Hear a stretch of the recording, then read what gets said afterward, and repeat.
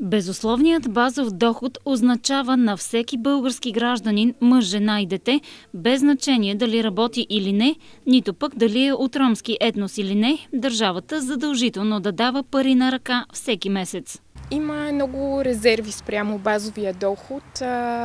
Хората много често се опасяват, че той ще доведе до това да поощри мързела сред хората. Това няма нищо общо с етническата принадлежност.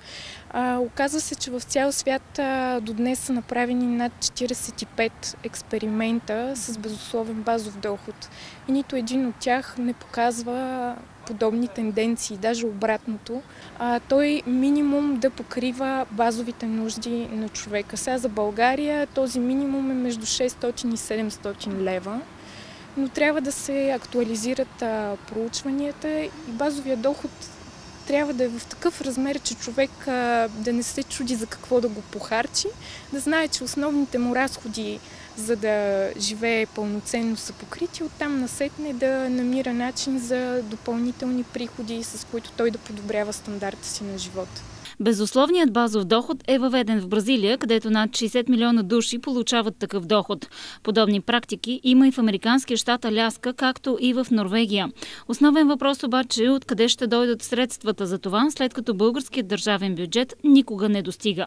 Парите ще дойдат от това. От едно наистина целенасочено събиране на данъците, от преместване на тежестта от косвените към преките данъци.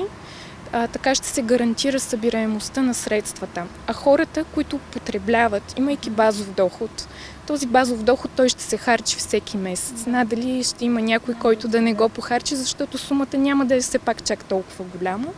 И тези пари ще се събират отново под формата на данъци. Идеята на базовия доход е да се стимулира и потреблението в страната, а от това и българската икономика. Ако безусловният базов доход бъде въведен, автоматично ще отпадне минималната работна заплата.